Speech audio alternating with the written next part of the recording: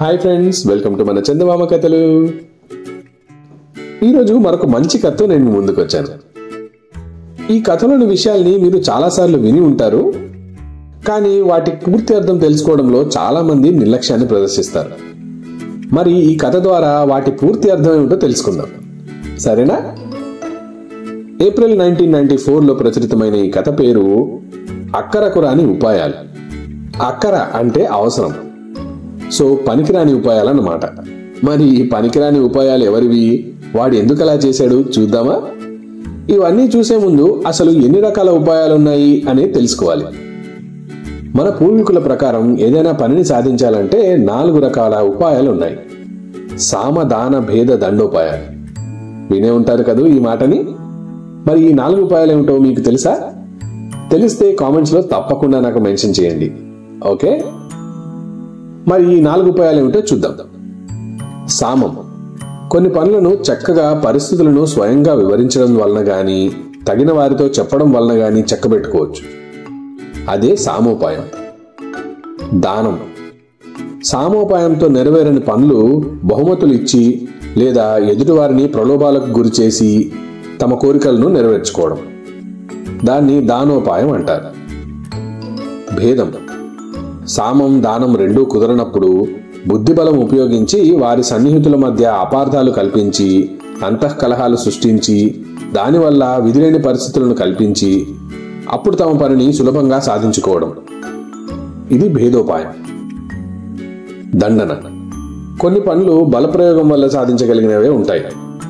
అప్పుడు తప్పని పరిస్థితుల్లో ఎదుటివారిని దండించడం ద్వారా తన పనిని సాధించుకోవడం అనేది దండోపాయం. అయితే సాధ్యమైనంత వరకు మనం సామోపాయం ద్వారానే పనులు సాధించుకోవాలి. కుదరని పక్షంలో దానోపాయాన్ని ఉపయోగించడం కొంతవరకు మేలు, కానీ భేద దండోపాయాల జోలికి వెళ్ళకపోవడమే మంచిది. నిజమే కదా? మరి ఈ కథలో ఏ ఉపాయాలు ఉపయోగించారు, దానివల్ల ఏం జరిగింది, ఆ ఉపాయాలు ఎందుకు పనికి రాకుండా పోయాయి చూద్దాం.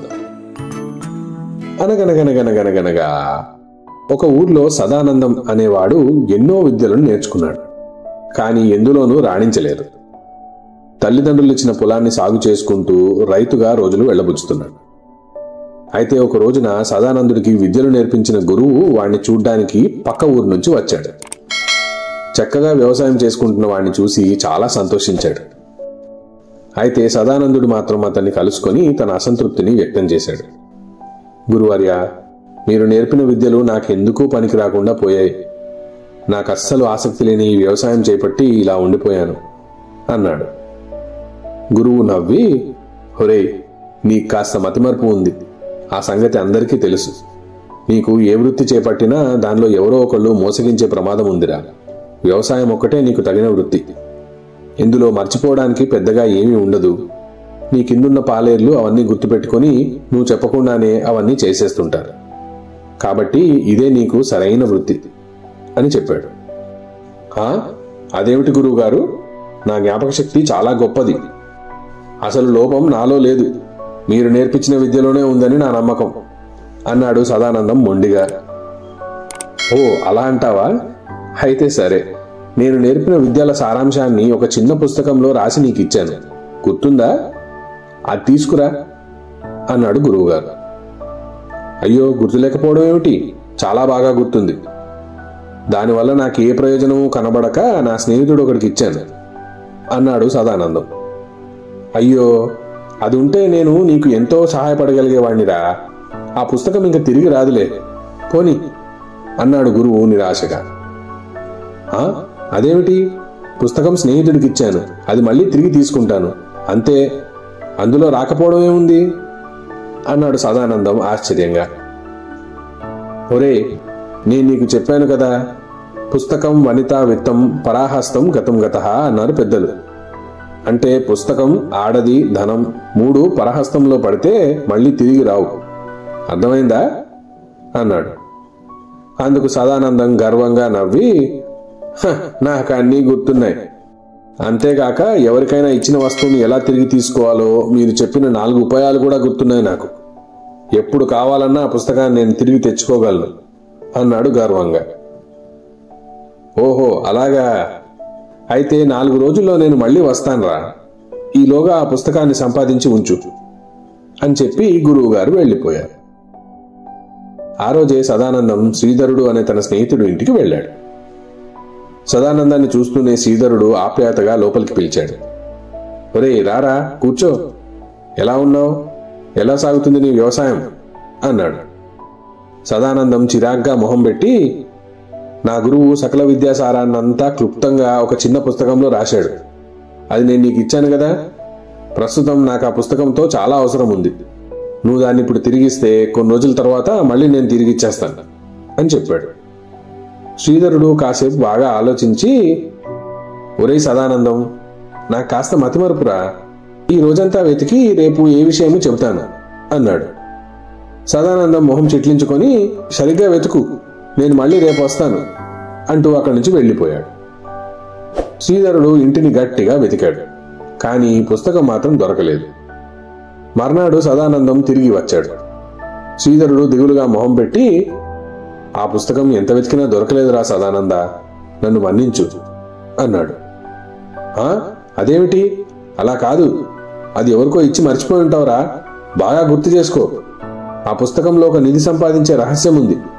అది నాకు తప్ప ఎవరికీ అర్థం కాకుండా రాశాడు మా గురువు గారు. నువ్వు నాకు ఆ పుస్తకం సంపాదించి ఇచ్చావనుకో, ఆ నిధిలో కొంత వాటాను నీకు ఇస్తాను అని నమ్మబలికాడు సదానందం. ఆ మాటలు శ్రీధరుడి భార్య కూడా విన్నది. ఇక ఆ రోజంతా ఆ పుస్తకం గురించి వెతకడంలోనూ ఎవరికిచ్చామా అని గుర్తు చేసుకోవడంలోనూ ఆమె, అతని భర్త ఇద్దరూ మునిగిపోయారు. కానీ ఎంత చేసినా ప్రయోజనం లేకపోయింది. పుస్తకం దొరకలేదు, ఎవరికిచ్చింది కూడా గుర్తురాలేదు. ఇక సదానందం తన రెండో ఉపాయం కూడా ఫలించలేదని తెలిసాక మూడో ఉపాయంగా శ్రీధరుడి ఇంట్లో పని మనిషిని కలిశాడు. ఆ పని మనిషి పేరు సీతమ్మ. సదానందం సీతమ్మను పిలిచి రహస్యంగా ఏదో చెప్పాడు. అతడు చెప్పిన ప్రకారమే చేస్తానని సీతమ్మ ఒప్పుకొని సదానందం వద్ద డబ్బు పుచ్చుకుంది. ఆవిడ ఆ ఇంట్లో పనులన్నీ ముగించుకొని శ్రీధరుడు లేని సమయం చూసి అతని భార్యతో ఇలా చెప్పింది. అమ్మగారు, అయ్యగారు ఆ పుస్తకాన్ని చింతతోపులో ఉండే సూరమ్మకిచ్చారు. ఆ సంగతి మీకు చెప్పడానికి భయపడుతున్నారు. ఎలాగో అలా ఆ పుస్తకాన్ని సూరమ్మ దగ్గర నుంచి సంపాదించి సదానందం గారికి ఇస్తే మీకు నిధిలో వాటా వస్తుందంటగా, అందరూ చెప్పుకుంటుంటే విన్నాను అని సలహా ఇచ్చినట్లు చెప్పింది. ఈ విషయం నీకెలా తెలిసిందే అని గదమాయించింది శ్రీధరుడి భార్య.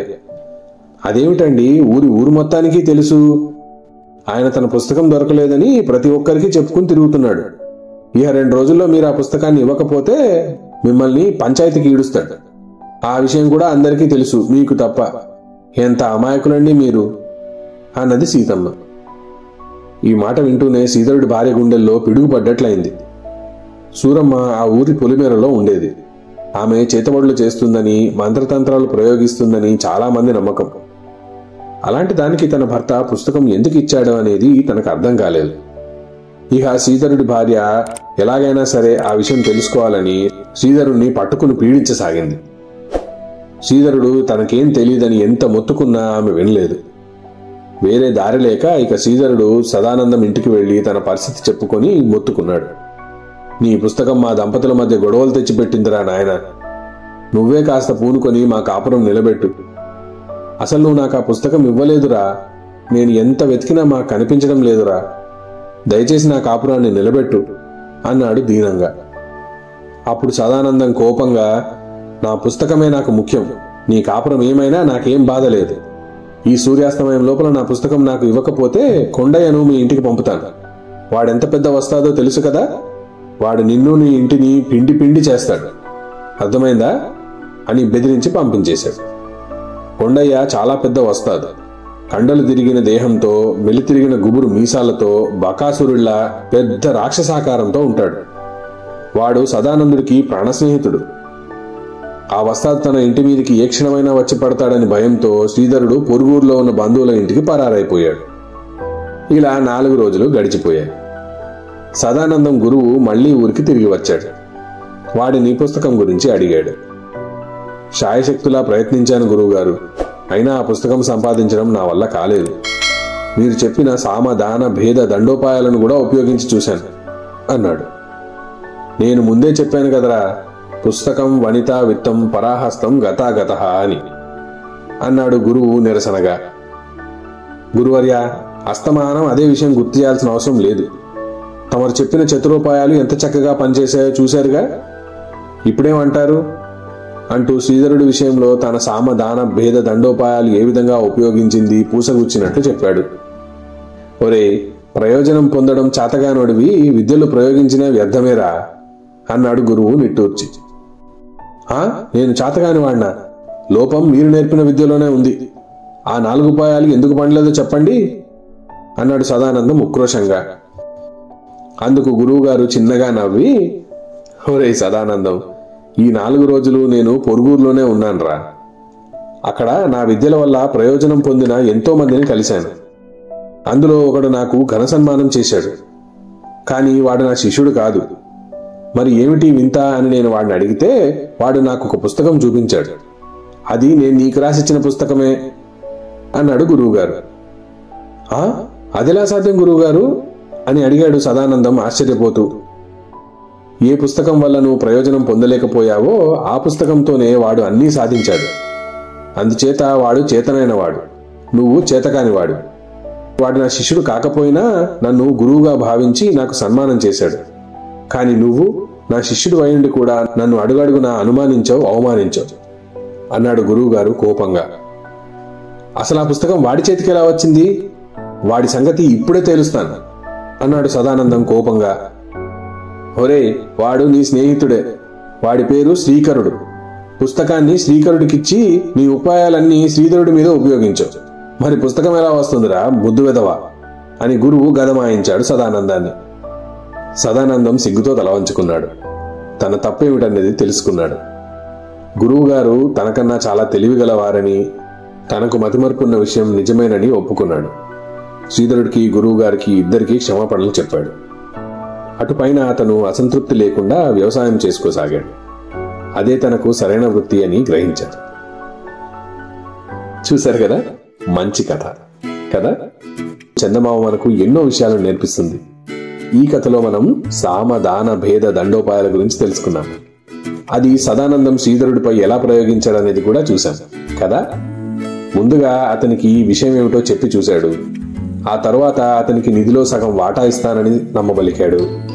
ఆ తర్వాత పని మనిషిని ఉపయోగించి ఆ భార్యాభర్తలిద్దరి మధ్యలో చిచ్చు పెట్టి భేదాన్ని సృష్టించాడు. ఆ తర్వాత కొండయ్యను పంపించి వాడిని తన్నిస్తానని చెప్పి దండోపాయాన్ని కూడా ఉపయోగించాడు. కానీ ఏ ఉపాయమూ ఫలించలేదు కదా. ఎందుకంటే వాడు శ్రీకరుడి మీద ప్రయోగించాల్సిన ఉపాయాలన్నీ శ్రీధరుడి మీద ప్రయోగించాడు. మరి ఎలా ఫలిస్తాయి కదా. కాబట్టి మనం కూడా ఏదైనా పనిని సాధించుకోవాలంటే ఉపాయాలున్న సంగతి కరెక్టే. అది సక్రమంగా ప్రయోగిస్తున్నామా, సరైన వారి మీదే ప్రయోగిస్తున్నామా అనేది కూడా చాలా ఇంపార్టెంట్ కదా. కాబట్టి ఆ విషయం చూసుకోవడం చాలా ముఖ్యం. అదేవిధంగా ఈ కథలో సదానందం చాలా పొగరుగా ప్రవర్తించాడు తన గురువు గారితో. గురువు అనే ఆయనకు ఎంత గౌరవం ఇవ్వాలో మనందరికీ తెలుసు కదా. మాతృదేవోభవ, పితృదేవోభవ, తర్వాత ఆచార్య దేవోభవ అన్నారు. అంటే తల్లిదండ్రుల తర్వాత అంతటి గౌరవవంతమైన స్థానం గురువు గారు. అతనిని అవమానించాడు సదానందం. కాబట్టే గురువు గారు సదానందానికి బుద్ధి వచ్చేలా చేశారు. మరి ఇంత మంచి కథ మీకు తప్పకుండా నచ్చే ఉంటుంది కదా. ఈ కథకు ఒక లైక్. ఇటువంటి మంచి కథలు అందరూ వినాలి కాబట్టి వారందరికీ షేర్ చేయడం మర్చిపోవద్దు. మీకు నచ్చిన విషయాన్ని కామెంట్ చేయండి. దాంతో మీకు ఏ విషయాలు నచ్చుతున్నాయి, ముందు ముందు ఎటువంటి మంచి వీడియోలు మీకు తీసుకురావాలి అనేది నాకు తెలుస్తుంది. మన చందమామ కథలు ఛానల్ కు సబ్స్క్రైబ్ చేసుకోవడం మాత్రం మర్చిపోవద్దు. వచ్చే వారం మరొక మంచి కథతో మీ ముందుకు వస్తాను. అంతవరకు సెలవు. బాయ్. ఈ కథ కనుక మీకు నచ్చినట్లయితే తప్పకుండా దీన్ని లైక్ చేయండి, మీ ఫ్రెండ్స్ అందరితో షేర్ చేయండి. మా ఛానల్ ని సబ్స్క్రైబ్ చేయడం మాత్రం మర్చిపోవద్దు. మీ అద్భుతమైన కామెంట్స్ ని నాకు తెలపండి. దాంతో కొత్త కథలను మీ ముందుకు తీసుకొచ్చేటప్పుడు ఎటువంటి కథలను తీసుకురావాలనేది నాకు తెలుస్తుంది. ఆ పక్కనే ఉన్న గంట సింబల్ ని కొట్టండి. దాంతో కొత్త కథల నోటిఫికేషన్స్ అన్ని మీ యూట్యూబ్ యాప్ కి వచ్చి చేరతాయి. వచ్చే వారం మరొక అద్భుతమైన కథతో మళ్ళీ మీ ముందుకు వస్తాను. అంతవరకు సెలవు. బాయ్.